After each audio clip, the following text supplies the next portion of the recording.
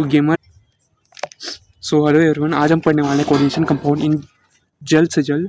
तो चलो स्टार्ट करते हैं। Coordination compounds are that important class of inorganic chemistry that deals with study of complex compounds formed fundamentally by transition metal and non transition metal या फिर non metal.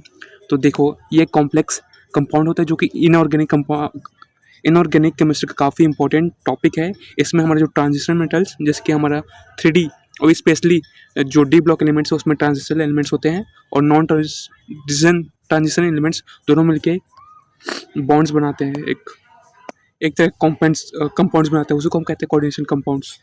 ये एक special तरह का सॉल्ट्स होते हैं जो कि दूसरे सॉल्ट से डिफरेंट होते हैं, जैसे कि इन्हें कहते हैं कॉम्प्लेक्स सॉल्ट्स, और नॉर्मली जो सॉल्ट होते हैं उसे हम कहते हैं डबल सॉल्ट्स। इन दोनों के बीच में डिफरेंस देख लेते हैं, वो मेरे एग्जाम में भी आया था और आपके में आएगा ही, और बेसिक नॉलेज तो होना ही चाहिए ऐसा केमिस्ट्री स्टूडेंट्स। तो डबल सॉल्ट ये क्या होता है? एडिशन कंपाउंड होता है जो सॉलिड स्टेट में होता है लेकिन आयोनाइज हो जाता है कंपोनेंट्स में जब डिजोल्व होता है वाटर में। लेकिन इस कॉम्प्लेक्स कंपाउंड क्या होते हैं? वो स्टेबल रहते हैं सॉलिड में भी या फिर किसी भी सॉल्यूशन में, और ये पार्शियली आयोनाइज होते हैं, मतलब टूटते हैं। ये कॉम्प्लेक्स आयन होते हैं।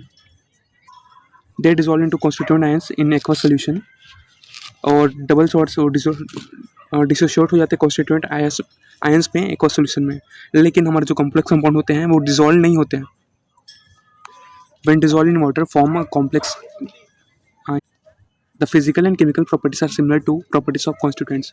तो जो हमारे डबल सॉल्ट का जो फिजिकल और केमिकल प्रॉपर्टीज है वो सिमिलर रहते हैं उसके कॉन्स्टिट्यूएंट, मतलब उसके अंदर के जो कंपाउंड्स होते हैं, एलिमेंट्स होते हैं, उससे रिलेटेड रहता है। लेकिन हमारे जो कम्प्लेक्स कंपाउंड होते हैं उसका जो फिजिकल एंड केमिकल प्रॉपर्टीज है वो कम्प्लीटली या फिर क्वाइट डिफरेंट हो जाता है उसके कॉन्स्टिट्यूएंट से, मतलब उसके अंदर के एलिमेंट्स है। और चौथा डिफरेंस है the nature of bond is ionic और इलेक्ट्रोवैलेंट। किसमें? डबल सॉल्ट में। इसका जो नेचर ऑफ बॉन्ड है वो आयोनिक है या फिर इलेक्ट्रोवैलेंट है। लेकिन कॉम्प्लेक्स कंपाउंड में क्या होता है? इसमें सेंट्रल एटम प्रेजेंट होता है, वो लिगेंड को हमेशा कोऑर्डिनेट जोड़ के रखता है। तो ये तो कुछ डिफरेंस जो आप लिख सकते हो। मेरे एग्जाम में आया था, मैं इतना लिख नहीं पाया था, 2-3 लिखा हूँ, आई होप सही मिल जाए। लिगेंड्स लिगेंड्स कहाँ है? लिगेंड से बोलते हैं ना, ligand. These are molecules or ion which can donate at least one electron pair to central atom to form coordinate bonds। तो ये कुछ molecules होते हैं या फिर ions होते हैं जो डोनेट करते हैं अपना लगभग 1 इलेक्ट्रॉन, मतलब मिनिमम 1 इलेक्ट्रॉन किसको? सेंट्रल मेटल को, जिससे वो कोऑर्डिनेट बॉन्ड बना ले। कोऑर्डिनेट मतलब शेयर करने वाला bond. They also known as donor groups, इसे हम डोनर ग्रुप्स के नाम से भी जानते हैं। All ligands have tendency to donate at least 1 electron pair and hence they have behave as Lewis bases. तो जितने भी लिगेंड्स हैं उनके पास कम से कम एक इलेक्ट्रॉन पेयर डोनेट करने का टेंडेंसी होता है। देवर ये लेविस बेस की तरह काम करते हैं। On the other hand metal who's at the receiving end behave as Lewis acid, और जो मतलब सेंट्रल मेटल एटम वो एक लेविस बेस की तरह काम करते हैं, सॉरी लेविस एसिड की तरह काम करते हैं, और हमारे लिगेंड्स लेविस बेस की तरह। उसके बाद कॉम्प्लेक्स फॉर्मेशन की बात करते हैं। Ligands must have at least 1 electron pair which can be donated to central metal atom और आयन। तो जो कॉम्प्लेक्स फॉर्मेशन होता है तो लिगेंड्स ना कम से कम 1 इलेक्ट्रॉन पेयर डोनेट करता है सेंट्रल मेटल एटम को या फिर आयन को। बस ये लाइन याद रखना कि डोनेट करता है हर जगह, छाप देना। Central metal must provide vacant orbitals to accommodate the donated electron pairs by. तो जो सेंट्रल मेटल है वो एक वैकेंट ऑर्बिटल्स होता है जिसमें हम कुछ इलेक्ट्रॉन डोनेट कर सकते हैं। अब हम क्लासिफिकेशन ऑफ लिगेंड्स देखते हैं। तो based on number of electron pairs that can be denoted, तो कितने नंबर ऑफ इलेक्ट्रॉन पेयर से डिनोट कर सकते हैं उसके बेसिस पे हम इसको क्लासीफाई कर सकते हैं। Monodentate, bidentate, ट्राइडेंटेड and polydentate. तो कुछ कॉमन लिगेंड्स देख लेते हैं, जिसकी हलाइड आयंस, मतलब कि फ्लोरीन, क्लोरीन, ब्रोमीन, आयोडीन, जिसको हम X- से डिनोट करते हैं। इसका डोनर एटम होता है X, और वाटर का है H2O, डोनर एटम होता है इसमें O, एंड अमोनिया का इसमें डोनर एटम होता है N। फोस्फाइन में PH3 है, इसका डोनर एटम होता है P। कार्बन मोनोऑक्साइड का CO और का फॉर्मूला है, और इसका डोनर एटम होता है ऑक्सीजन, मतलब ऑक्सीजन ही ज़्यादातर डोनर एटम होता है। ऑक्साइड में O2+ है, तो इसका डोनर एटम है ऑक्सीजन। फिर ऑक्साइड में O2 एंड उसके ऊपर में 2- रहता है, और इसका डोनर एटम भी ऑक्सीजन ही रहता है। देन साइनाइड, तो इसका साइनाइड ये एक स्पेशल केस है, इसको हम बोलते हैं एम्बिडेंटेड लिगेंड्स। इसमें दोनों तरफ से हम डोनेट कर सकते हैं। उसके बाद है नाइट्रोसिल, इसका डोनर एटम होता है N, एंड पैरिडीन, C5H5N, तो इसका डोनर एटम होता है नाइट्रोजन।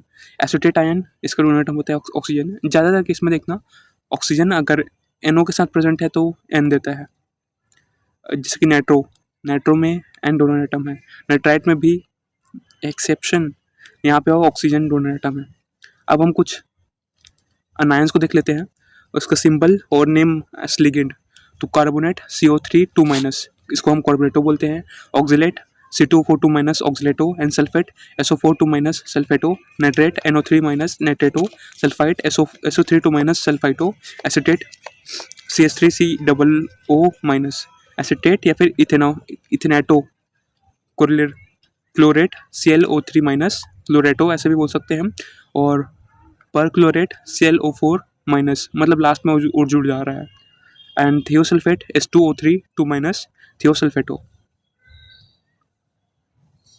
और कुछ अनायंस जैसे कि आप देख सकते हो, fluorido, chlorido, bromido, cyanide, oxide, hydroxide, sulphide, amide, nitride, phosphide, azide, imide, peroxide, hydroxide, iodide. तो इन सब के लास्ट में ओ जोड़ देना है।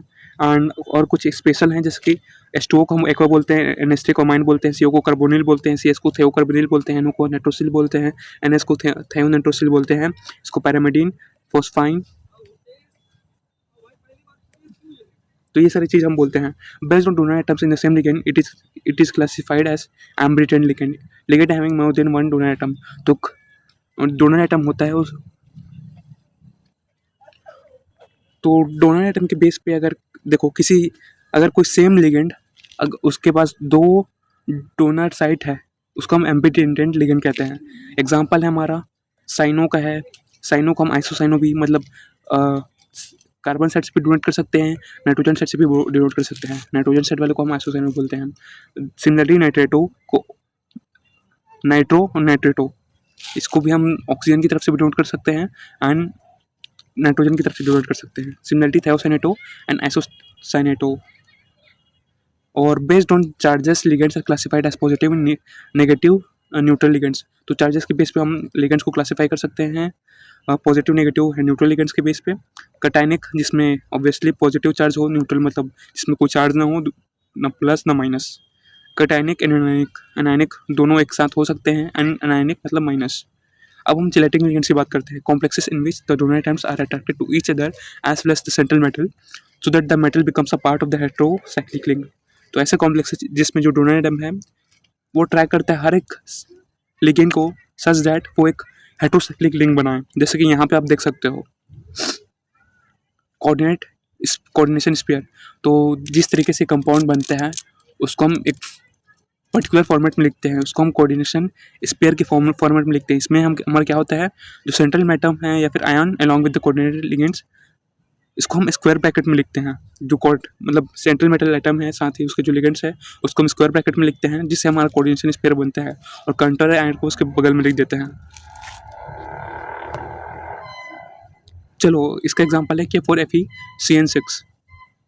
उसके बाद है homoleptic and heteroleptic complexes. Homoleptic मतलब ऐसा कंपाउंड्स जिसमें जो सेंट्रल मेटल है वो खाली एक तरह का लिगेंड से, मतलब बिल्कुल लॉयल है, सिर्फ एक से प्यार करता है, COF3-।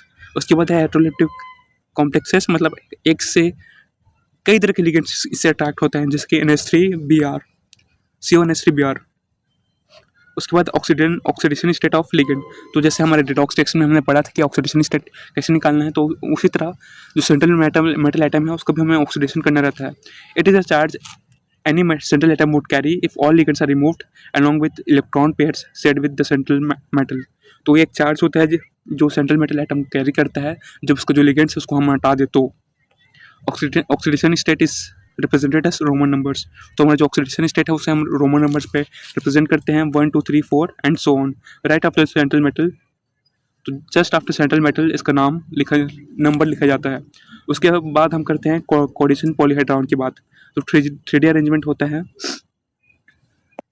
3D arrangement of ligands bonded to central atom is known as coordination polyhedron.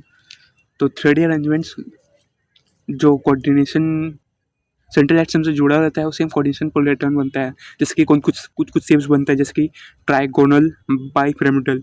देखो इसमें ट्रायंगल बन रहा है, वो भी पिरामिड के शेप में, ऊपर नीचे एक लाइन है। उसके बाद square, pyramidal, and square planar, central atom बीच में है और उसके चारों तरफ लिगेंड जुड़े हुए हैं। उसके बाद ऑक्टाहेड्रल, टेट्राहेड्रल, ऐसा कुछ। अब हमारा लेक्चर 2 आता है जिसमें हम IUPAC ऑफ कोऑर्डिनेशन कंपाउंड्स देखते हैं, जिसमें ना जो कटायन उसको सबसे पहले लिखा जाता है, उसके बाद एनायन को, और IUPAC सॉल्ट का नेमिंग टूल यूज होता है। Ligands are listed in alphabetical order.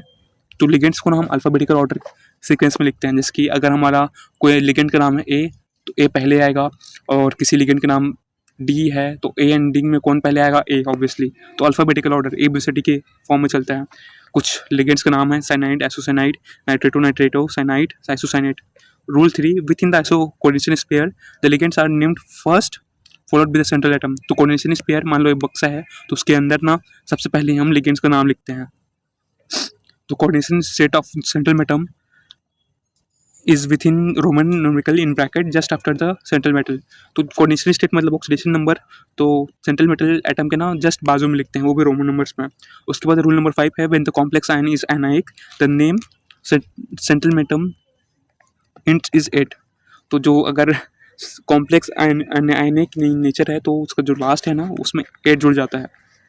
जैसे कि कोबाल्ट है तो कोबाल्टेट, निकल है तो निकेल्टेट, क्रोमियम है तो क्रोमेट, आयरन है तो फेरेट, कॉपर है तो कॉपरेट, सिल्वर है तो अर्जेंटेट, लीड है तो प्लोमेट, गोल्ड है तो aurate, and aluminate, zinc, zincate, platinum, platinate, osmium, osmate, cadmium, cadmate. कुछ IUPAC के एग्जांपल्स हैं, देख लेते हैं। जिसको ये पहला है, इसमें हमारा सेंट्रल एटम कौन सा है? कोबाल्ट। तो कोबाल्ट और काउंटर आयन में 3 अनायन जुड़े हुए हैं विच इज क्लोराइड। तो इसका कोऑर्डिनेशन 3rd। और पहला है, देखो इसमें लिगेंड्स कौन सा है? अमाइन। तो कितने हैं? हेक्सामाइन, इसको लिखना है।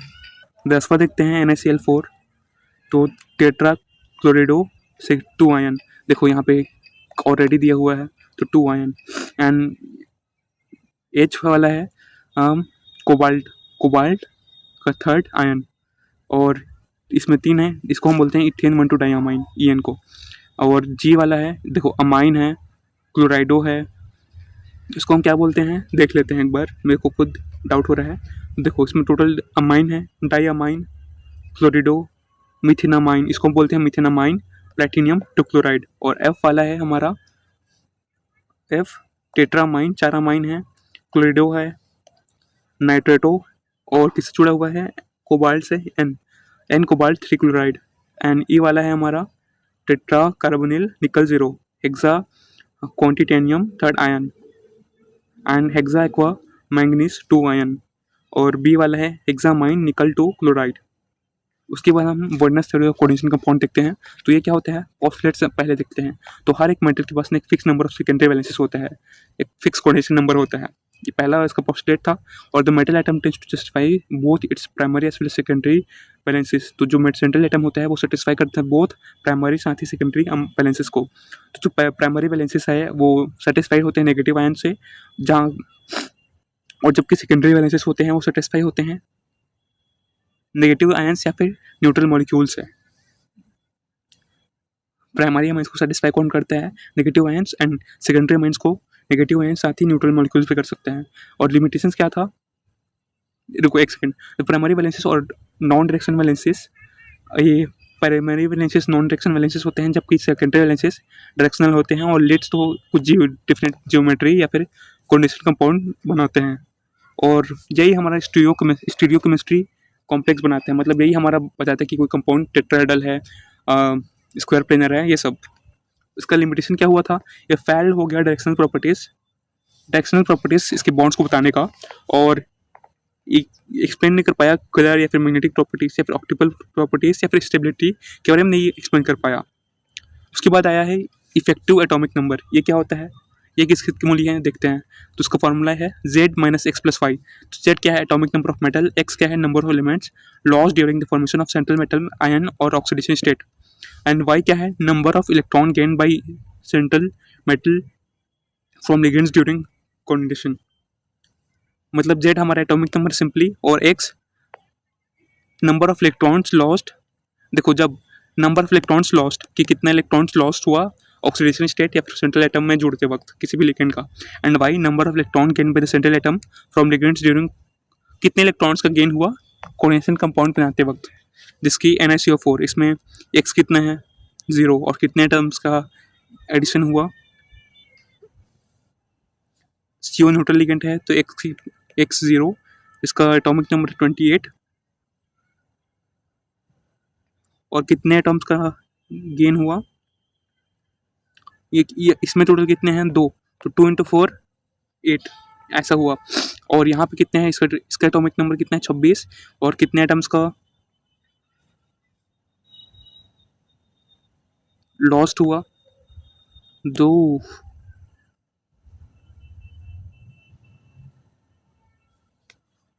देखो ये 6 × 2, इसमें 2 कितने एटम है 2 तो 12। सिमिलरली इसमें देखते हैं इसका एटॉमिक नंबर है 26, कितने एटम्स का, तो जनरली एक्स आयरन का नाम +2 या फिर +3 ही होता है और इसमें टोटल है 2 एटम्स, तो 2 × 6 तो ये कितना हुआ 35। Bonding and coordination compound.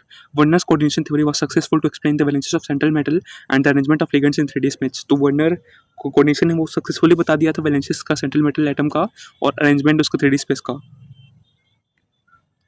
There are number of theories which can explain the nature of bonding and characteristics of complex compounds. तो कुछ नंबर ऑफ थ्योरीज आए हैं जो हमारे कॉम्प्लेक्स कंपाउंड का नेचर या फिर बॉन्डिंग कैरेक्टरिस्टिक्स बताने लग गए। कुछ प्रोमिनेंट थ्योरीज है, valence bond theory and crystal bond theory, तो देखते हैं एक करके। उससे पहले हम आइसोमेरिज्म देख लेते हैं। Isomerism table flow chart. Isomerism, अब हम बात करते हैं आइसोमेरिज्म मतलब कितना रूप दिखा सकता है कोई अपना जैसे कि एक इंसान के कई रूप होते हैं, वैसे कंपाउंड्स के कई सारे रूप होते हैं। मेन चीज़ देखते हैं हमारा स्ट्रक्चर आइसोमेरिज्म और 2 है स्टीरियो आइसोमेरिज्म। ये अराइज होता है क्योंकि उसके स्ट्रक्चर के डिफरेंस के बेसिस पे, और स्टीरियो मतलब उसके घुमाव के डिफरेंस के बेसिस पे। स्ट्रक्चर टोटल 4 तरीके के होते हैं, आयोनाइजेशन, हाइड्रेशन, लिंकेज, कोऑर्डिनेशन और स्टीरियो आइसोमेरिज्म होता है 2 तरह का, ज्योमेट्रिकल एंड ऑप्टिकल। पहला स्ट्रक्चर आइसोमेरिज्म। स्ट्रक्चर आइसोमेरिज्म इसमें ना क्या होता है, जो डिफरेंट बाइंडिंग्स पैटर्न होता है वो डिफरेंट स्ट्रक्चर बनाते हैं। स्ट्रक्चर आइसोमेरिज्म में पहला है लिंकेज आइसोमेरिज्म। तो this type isomerism is shown by the coordination having embedded ligands. तो ये किसमें दिखाता है, ऐसे कोऑर्डिनेशन कंपाउंड जिसमें एम्बेडेड लिगेंड्स हो, मतलब उसके 2 डोनर साइट होते हैं, जैसे कि हमारा CO NH3 NO2 Cl। इसको हम कैसे लिख सकते हैं, NH3, इसका जो Na2 है उसको हम ONO लिख सकते हैं, है ना। या फिर हमारा एक और एग्जांपल है पेंटामाइन नाइट्रेटो एंड कोबाल्ट थर्ड क्लोराइड, इसको हम कैसे लिख सकते हैं, सॉरी एक ही एग्जांपल है पेंटामाइन नाइट्रेटो ओ कोबाल्ट थर्ड क्लोराइड। इसका एग्जांपल याद रखना, C1H3 को NO2, इसको ONO ऐसे लिख सकते हैं। और कोऑर्डिनेशन आइसोमेरिज्म, इसमें क्या होता है, इस तरह का आइसोमेरिज्म अराइज होता है जब इंटरचेंजिंग लिगेंड्स के इंटरचेंज हो जाए बिटवीन कैटायनिक या फिर एनायनिक कॉम्प्लेक्सेस। आयनिक या फिर कैटायनिक कॉम्प्लेक्सेस में जब लिगेंड्स का एक्सचेंज हो जाता है, जिसके यहाँ पे CrCO 2 आयनिक और कैटायनिक एंड आयनिक कॉम्प्लेक्सेस हैं। तो उसमें जो कोऑर्डिनेशन है NH3 पहले में था और दूसरे में चला गया, देखो यहाँ पे चेंज हो गया। उसके बाद है हमारा ionisation isomerism.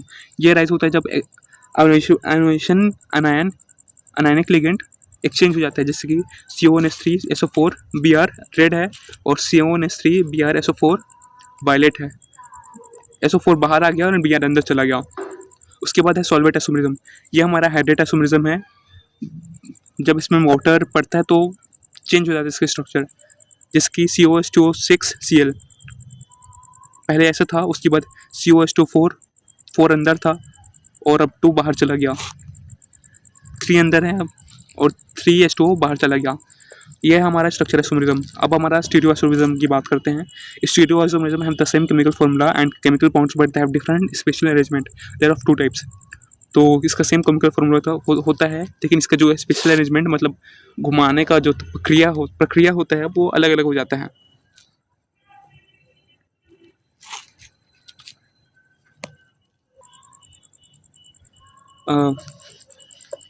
Geometrical isomerism are of 2 types, cis and trans isomer. The isomers is common in complex with coordination number 1 and 6। तो जो हमारा जियोमेट्रिकल आइसोमेरिज्म है वो जनरली 6 ऐसा कंडीशन नंबर जिसका 6 हो उसमें ज़्यादा होता है, और 4 में भी। तो tetrahedral complexes do not show geometrical isomerism, sorry, जो टेट्राहेड्रल कॉम्प्लेक्सेस है वो ज्योमेट्रिकल आइसोमेरिज्म शो नहीं करते हैं। जो स्क्वायर प्लेनर कॉम्प्लेक्सेस है जिसका फॉर्मूला है mx4l2 होगा I think, so geometrical isomerism. तो टू लिगेंड mx2l4, जो 2x लिगेंड्स में be arranged adjacent to each other, वो x एक दूसरे के आमने सामने अगर हो गए हैं उसको हम बोलते हैं सिस आइसोमर, मतलब सेम तरफ हो गए हैं तो सिस आइसोमर। अगर एक दूसरे का अपोजिट साइड हो गए जैसे कि यहाँ पे, उसको हम बोलते हैं ट्रांस आइसोमर। उसके बाद है square planar complexes of the type MABXL, जहाँ ABXL यूनिट इंटेलिगेंट्स होते हैं। यहाँ पे भी हम 2 सिस या फिर 2 ट्रांस शो कर सकते हैं, same side cis opposite side trans. Geometrical isomerism मतलब ये 4 वालों का था यार, और अब हम 6 की बात करने वाले हैं। Octahedral complexes of formula mx2l4 in which 2 ligands, एक सेकंड ना, octahedral complexes formula mx2l4 in which 2 ligands may be oriented as cis or trans to each other। तो octahedral complex जिसमें जो फॉर्मूला होता है mx2l4, इसमें 2 लिगेंड्स होते हैं x cis या फिर trans, CO-3 4 Cl2 minus,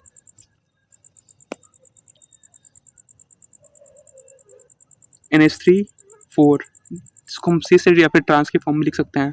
cis मतलब जब दो चीज़ एक साथ हो, मतलब कोई चीज़ ग्रुपिंग में हो, अगर सेम है तो सेम साइड, अलग अलग तो अलग अलग side.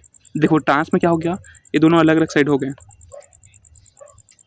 ऑक्टेड्रल complexes of formula mx2a2 where x are unidentate ligands and a are bidentate ligands form cis and trans isomer. इसका एग्जांपल है COCl2En2, इसको हम बोलते हैं ethane 1,2 diamine. In octahedral complexes of formula Ma3X3, if 3 donor atoms of the same ligands occupies adjacent position at corners of octahedral face, it is known as facial isomer. When the position around the meridian of the octahedral is known as meridian isomer। मतलब कि यार क्या बोलूँ इसको, मतलब देखो जब इसमें सेम साइड है, फेस में है, सेम साइड है, देखो ये 3 हो गया, ये 3, इसको हम बोलते हैं फेस। और अपोजिट, ये देखो ये रहा अपोजिट, मतलब ये देखो कट हो गया, इसको हम बोलते हैं ट्रांस, सॉरी मेरिडियन। उसके बाद है ऑप्टिकल आइसोमेरिज्म, स्टीरियो आइसोमेरिज्म देख लिया। अब अक्टोबर ये कॉम्प्लेक्सेस होते हैं जिसमें जो कलर स्ट्रक्चर होते हैं वो राइज होते हैं मिरर इमेजेस की वजह से, और एक दूसरे के ऊपर सुपर इम्पोज नहीं हो सकते। सुपर इम्पोज मतलब देखो यहाँ आपको दोनों का हाथ है, इसको अगर हम उल्टा कर दें तो एक दूसरे के ऊपर सुपर इम्पोज नहीं हो रहा है, लेकिन जब आप कोई स्क्वायर को एक दूसरे के ऊपर करो उल्टा या फिर सीधा तो हो जाएंगे super impose. This mirror images are called enantiomer, इसी को हम इनोसोमर कहते हैं। मतलब जिनका मिरर इमेज एक दूसरे के ऊपर सुपर इम्पोज नहीं होता। इंसान को करोगे तो सुपर इम्पोज हो जाएगा, नहीं होगा। The 2 forms are called dextro या फिर लेवो, इसको 2 फॉर्म होते हैं, डेक्स्ट्रो और लेवो। The tetrahedral complexes with formula MAB2 shows optical isomerism and octahedral complexes optical isomerism। तो जो फॉर्मूला है उसका ऑप्टिकल आइसोमेरिज्म शो करता है। और अब हमारा आता था valence point theory. This theory was proposed by L Pauling in 1930s। L Pauling ने इसको इंट्रोड्यूस किया था। According to this theory when a complex is found the metal या फिर atom provides empty orbitals to the surrounding orbitals. तो जो central atom होता है वो एम्प्टी ऑर्बिटल्स प्रोवाइड करता है लिगेंड्स को, और कोऑर्डिनेशन नंबर शो करता है एम्प्टी ऑर्बिटल्स, मतलब number of empty orbitals is equal to coordination number. ये कोऑर्डिनेशन नंबर क्या बताता है, एम्प्टी ऑर्बिटल्स की, उसके कितने ऑर्बिटल्स खाली हैं। This empty orbitals hydrolysed before participation in bonding and the nature of hybridisation depends on the nature of metal and on the nature of approaching ligand. ये empty orbitals hybridise होते हैं किसी भी लिगेंड्स की participation से पहले, और इसका नेचर है हाइब्रिडेशन का, वो डिपेंड करता है किसी भी मेटल के नेचर पे या फिर अप्रोचिंग लिगेंड के नेचर पे। अब हम इनर ऑर्बिटल कॉम्प्लेक्सेस की बात करते हैं या फिर आउटर ऑर्बिटल कॉम्प्लेक्स की बात करते हैं। जब हमारा जो डी ऑर्बिटल यूज़ हो जाता है बॉन्डिंग में। जब हमारा डी ऑर्बिटल को बॉन्डिंग यूज़ किया जाता है उसे हम कहते हैं आउटर ऑर्बिटल कॉम्प्लेक्सेस, और this are form due to weak ligands और हाई स्पिन लिगेंड्स या फिर हाइब्रिडेशन। ये हमारा बनता है वीक लिगेंड से या फिर हाई स्पिन लिगेंड से, जो हमारे जिसका हाइब्रिडेशन होता है sp3d2 और इसका आउटहेडल शेप होता है। जब हमारे डी ऑर्बिटल्स n-1 वाला सेल यूज होता है उसे हम बोलते हैं इनर ऑर्बिटल कॉम्प्लेक्स। ये फॉर्म होता है ड्यू टू स्ट्रॉन्ग फील्ड या फिर लो स्पिन लिगेंड्स की वजह से, विच इज d2sp3। ये भी ऑक्टाहेड्रल शेप देते हैं। तो 6 लिगेंड्स की बात करते हैं, यूनिटेट लिगेंड्स की। इसका ऑक्टाहेड्रल एंटिटी है ये पहला वाला orbital, inner orbital complexes CONH3 6 3+, 3D 4S 4P। तो हमारा इसमें 3D वाला यूज़ हो रहा है, CO3 3+ आयन स्ट्रॉन्ग लिगेंड है ये। और D2sp3 ऑर्बिटल्स, इसमें क्या हो रहा है यार, 6 pairs of electron from NH3 molecules इसमें ऐड हो रहा है। All electrons are paired, therefore complex will be diamagnetic in nature. तो देखो सारे इलेक्ट्रॉन पेयर हो गए इसलिए ये हमारा डायमैग्नेटिक है, अगर पेयर नहीं होता तो पैरामैग्नेटिक। और अब हम आउटर ऑर्बिटल कॉम्प्लेक्स की बात करते हैं। इसका एग्जांपल है COF6 3-। तो इसमें क्या हो रहा है, हमारा 4S 4P एंड 4D वाला यूज़ हो रहा है। इसका हाइब्रिडेशन है sp3d2, 6 पेयर इलेक्ट्रॉन इसका यूज़ हो रहा है। तो इसको हम बोलते हैं अनपेयर्ड इलेक्ट्रॉन्स, इसलिए हमारा अनपेयर्ड हो रहा है। देखो इसका 3 खाली बच गया तो हम बोलते हैं paramagnetic in nature. Similarly 4 ligands की बात करते हैं, 4 यूनिटेड लिगेंड्स जिसमें हमारा tetrahedral entity, inner orbital complex and outer orbital complex का डिफरेंस देख लेते हैं। तो इनर ऑर्बिटल में स्ट्रॉन्ग फील्ड या फिर लो स्पिन लिगेंड्स होते हैं और आउटर में वीक फील्ड या फिर हाई स्पिन लिगेंड्स होते हैं। एंड इनर में हाइब्रिडेशन हमारा DSP होता है, और जहाँ एक ऑर्बिटल 3D और 1 ऑर्बिटल 4S या फिर 1 orbital 4S and 2 orbital 4P का होता है। जहाँ हमारा आउटर में हाइब्रिडेशन SP होता है, जहाँ हमारा एक ऑर्बिटल 4S का होता है एंड 3 ऑर्बिटल 4P का। इसका इनर का स्क्वायर प्लेनर शेप होता है एंड आउटर ऑर्बिटल का टेट्राहेड्रल शेप होता है। भाई साहब, इनर ऑर्बिटल कॉम्प्लेक्स की हमारी बात करें तो हमारा होता है NiCO4 2- DSP2 ऑर्बिटल्स। देखो इसमें क्या हो रहा है यार, DSP2 हाइब्रिडाइज हो रहा है, एक D और एक S और 2 P, इसलिए हमारा इसका नाम पड़ गया DSP2। और 4 पेयर ऑफ लिगेंड्स इसमें यूज़ हो रहे हैं और इसमें सारे पेयर्ड हैं, सारे ग्रुप पेयर्ड है, इसलिए डायमैग्नेटिक इन नेचर हो गया।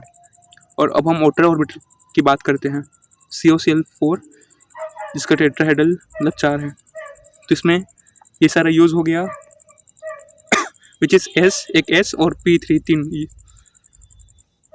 अब हम limitations of valence bond theory की बात करते हैं। देखो ये मैग्नेटिक बिहेवियर शो करता है कंपाउंड्स और कई सारे स्ट्रक्चर बनाता है, ये हमने देख लिया है।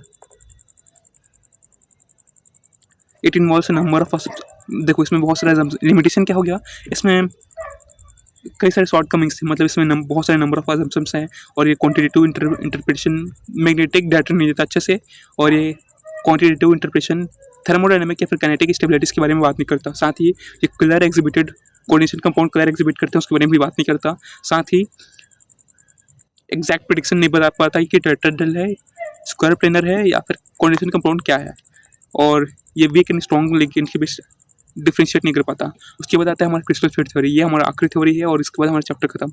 दिस थ्योरी वाज HB थे और वॉन ब्लैक ऑर्गन ने 1952 में दिया था, और इस थ्योरी में लिगेंड्स को हम ट्रीट करते हैं पॉइंट चार्जेस की तरह in cases of anions and dipoles in case of neutral molecules.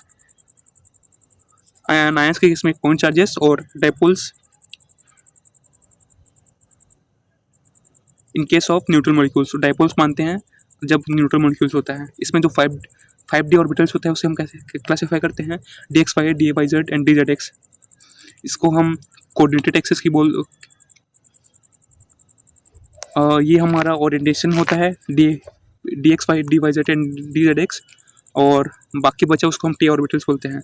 The other to, sorry इसको हम बोलते हैं T ऑर्बिटल्स, इन तीनों को बोलते हैं T ऑर्बिटल्स, और जो बाकी बचा DX² - Y², साथ ही DZ, ये दिख नहीं रहा नंबर, इसको हम बोलते हैं इजी ऑर्बिटल्स।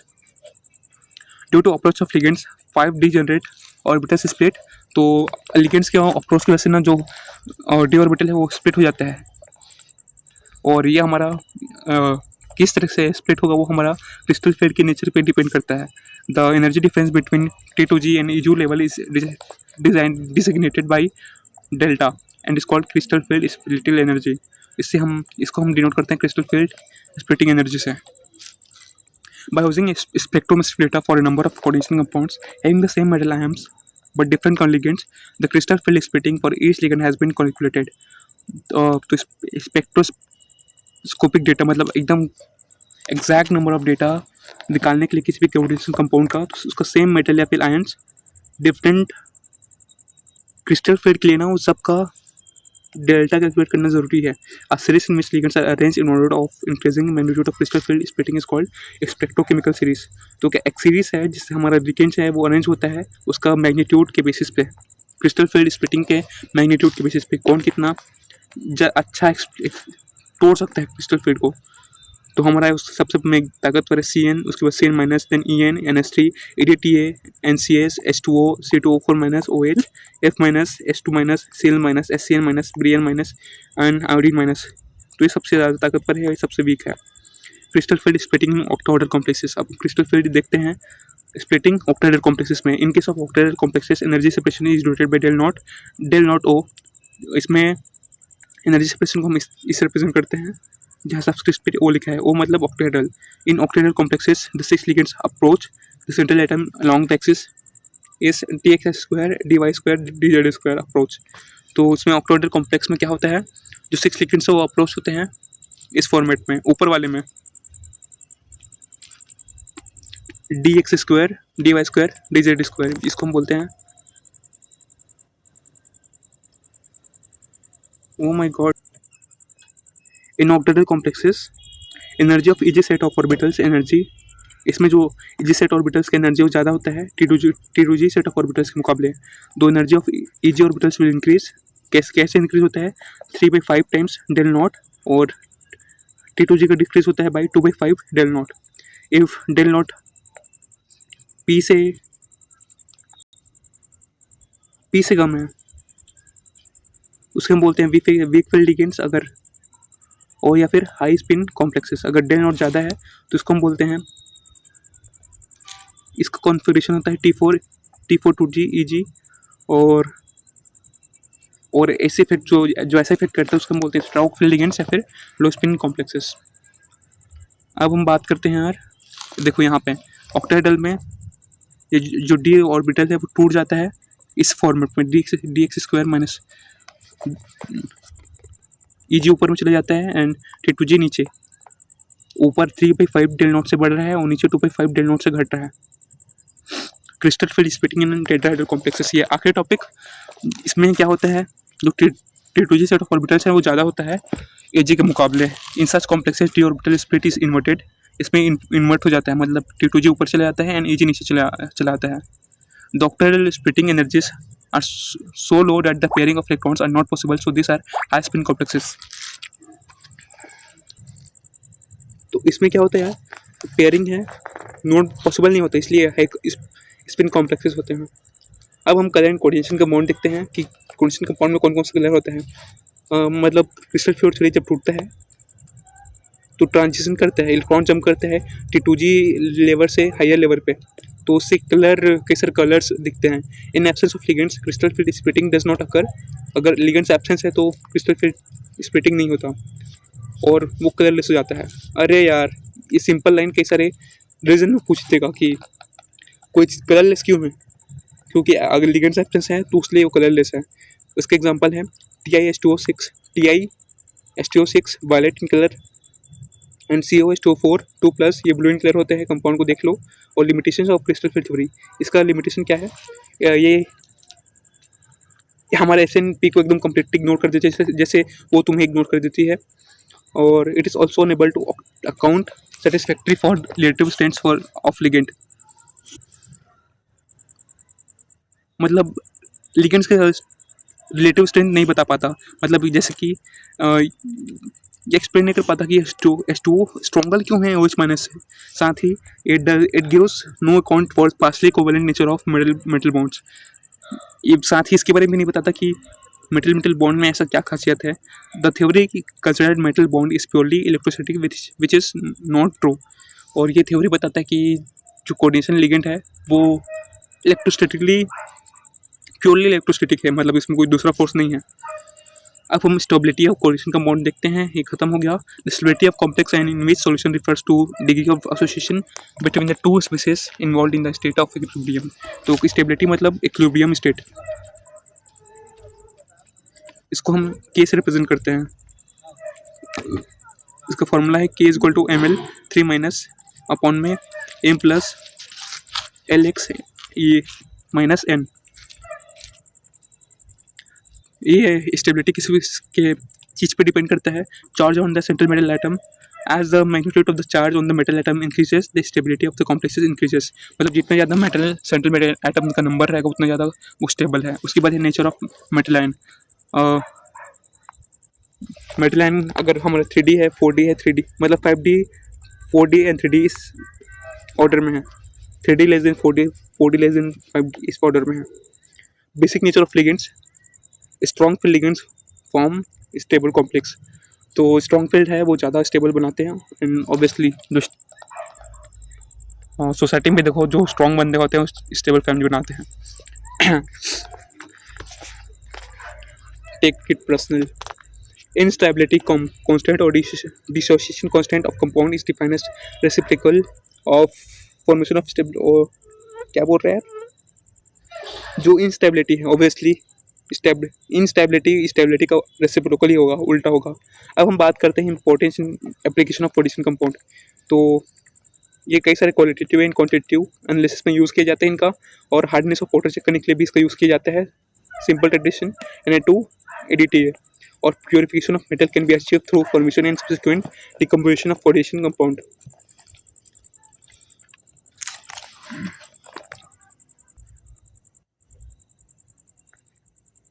भाई मेरे को पता नहीं कि कहाँ पे मेरा वीडियो पॉज हो गया था। आई होप यहाँ से पॉज हुआ हो। देखो इसमें हम कलर वाला देख रहे थे कि अगर हमारा एब्सेंस ऑफ लिगेंड हो गया तो कोऑर्डिनेशन कंपाउंड कलर नहीं शो करता, और इसका लिमिटेशन ये था कि ये SNP के बारे में नहीं बताता, साथ ही रिलेटिव स्किन के बारे में भी नहीं बताता, साथ ही ये पार्सली कोवेलेंट नेचर बताता है, मतलब partially covalent metal metal bonds के बारे में अच्छे से नहीं बताता, और खाली इलेक्ट्रोस्टैटिक फोर्स को मेन मानता है। और स्टेबिलिटी का ये कुछ फॉर्मूला है और कौन कौन से फैक्टर्स इंपॉर्टेंट है स्टेबिलिटी के लिए। Charge on the central metal ion, जितना ज़्यादा चार्ज उतना स्टेबल है। साथ ही nature of metal ion 5D 4D 3D इस रिलेटिव में हमारा स्टेबिलिटी ऑर्डर है। और नेचर ऑफ लिगेंड्स अगर स्ट्रॉन्ग है तो स्ट्रॉन्ग फील्ड लिगेंड है तो उतना स्टेबल कॉम्प्लेक्स है, और इंस्टेबिलिटी उसका जस्ट उसका उल्टा है। और इसका इंपॉर्टेंस देखते हैं तो कैसे कोरिलेटिव एंड क्वांटिटेटिव एनालिसिस में इसका यूज़ होता है, सिंपल ट्रेडिशन में भी इसका यूज़ होता है, और प्योरिफिकेशन में भी इसका यूज़ होता है। मैंने ऑलरेडी इसको पढ़ा लिया था, आई थिंक ये वीडियो पॉज हो गया था। और बायोलॉजिकल सिस्टम में भी हमारा कई सारा यूज़ है, जिसके हमारा हीमोग्लोबिन भी एक कोऑर्डिनेशन कंपाउंड है। कैटलिस्ट के फॉर्म में इसका यूज़ किया जाता है। मेडिसिनल केमिस्ट्री में भी इसका बहुत सारा यूज़ है। ये सारा PYQs है, और मिलते हैं। यहाँ हमारा चैप्टर ख़त्म। सी यू।